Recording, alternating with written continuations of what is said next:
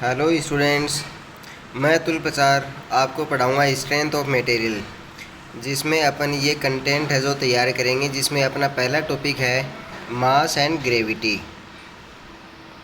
देखिए मास क्या होता है, एक फॉर्मूला आप सबने पढ़ा होगा, F बराबर ma। तो मास क्या है, फोर्स बटा एक्सीलरेशन, जिसमें F है ये गिवन है, ये F बराबर फोर्स, फोर्स मानी बल, और A मीन्स एक्सीलरेशन मानी त्वरण। तो मास हो गया यानी द्रव्यमान हो गया बल बटा त्वरण। अगर बात आती है ग्रेविटी की, यानी जब किसी ग्रह पे कोई वस्तु ऊपर से नीचे गिरती है तो किसके प्रभाव में गिरती है, गुरुत्वीय त्वरण के प्रभाव में, यानी गुरुत्वाकर्षण बल लगता है। तो गुरुत्वाकर्षण बल के कारण ही क्या होता है स्टूडेंट्स, अपना वेट होता है, जिसके कारण पृथ्वी अपने को अपनी ओर खींचे रखती है। तो जो वेट होता है वो होता है F बराबर mg। यहाँ पे g क्या है, गुरुत्वीय त्वरण, जिसकी वैल्यू होती है 9.81 मीटर प्रति सेकेंड स्क्वायर।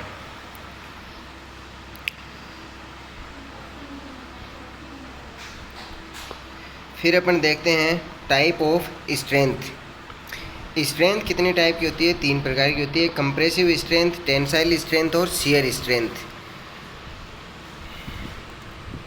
कंप्रेसिव स्ट्रेंथ क्या होती है, जब कोई बॉडी है उसको अपन कंप्रेस करते हैं तो वो बॉडी जो स्ट्रेस पैदा करेगी वो होगी कंप्रेसिव स्ट्रेंथ। जब बॉडी को अपन खींचेंगे तब उसमें स्ट्रेस आएगी, वो टेंसाइल स्ट्रेंथ। और जब बॉडी को एक सतह से फिक्स करके दूसरे सतह पे जब टेंजेंशियल अपन बल लगाएंगे तब जो स्ट्रेस आएगी वो होगी शियर स्ट्रेस। ये देखिए इसके अंदर साफ साफ लिख रखा है टेंशन कहाँ पे होगी और कंप्रेशन कहाँ पे होगी। जब ये एक पुलिया आपको दिया गया है जिसके अंदर नीचे वाली जो सतह है वो खिंची हुई है, मतलब उसमें क्या है, टेंशन है, और ऊपर वाली सतह है उसके अंदर कौन सी स्ट्रेस है, कंप्रेसिव स्ट्रेंथ, क्योंकि उसके अंदर जो फाइबर हैं उसके पार्टिकल में कौन सा फोर्स लग रहा है, कंप्रेसिव फोर्स। इसकी वजह से स्ट्रेस कौन सी है, कंप्रेसिव स्ट्रेस है।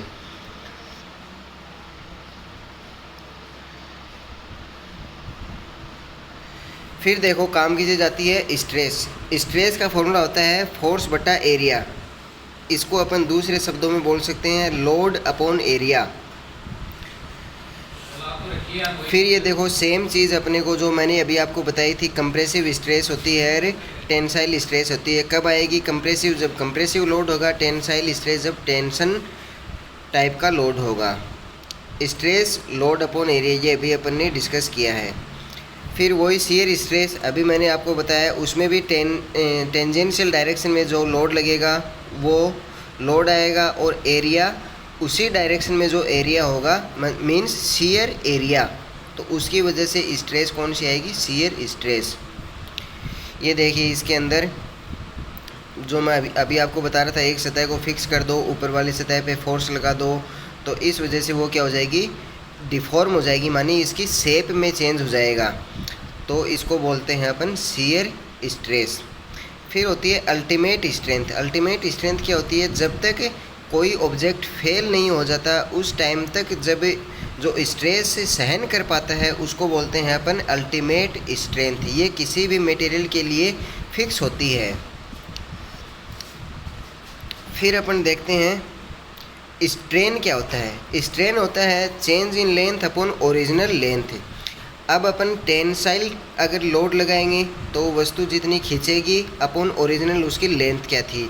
जब अपन शियर स्ट्रेन की बात करेंगे तो वस्तु कितनी डिफॉर्म होगी, मीन्स ऊपर जितना उसका शेप में चेंज हो जाएगा अपॉन ओरिजिनल उसकी शेप में जो विड्थ उसकी थी वो आ जाएगी शियर स्ट्रेन के अंदर। इसके अंदर देख लो आप, अक्स कौन सा है, जो ऊपर वाला जितना ये पहले नॉर्मल पोजीशन से जितनी आगे खिसक गई ऊपरी सतह वो हो गई इसका शियर डिस्प्लेसमेंट मानी अक्स। और एल क्या है इसका, जो इसकी विड्थ थी वो है एल। तो एक तरीके से ये क्या हो गया, टेन थीटा। टेन थीटा बराबर क्या हो गया, लंब बट्टा आधार, मीन्स अक्स बट्टा एल। यही क्या होता है अपना शियर स्ट्रेन। फिर units of stress and strain. Stress क्या होता है, सिग्मा बराबर फोर्स बटा एरिया, तो स्ट्रेस की यूनिट क्या हो जाएगी, न्यूटन बट्टा एरिया की यूनिट मीटर। तो न्यूटन प्रति मीटर स्क्वायर स्ट्रेस की यूनिट, और स्ट्रेन की होती है चेंज इन लेंथ, यानी चेंज इन लेंथ की यूनिट मीटर।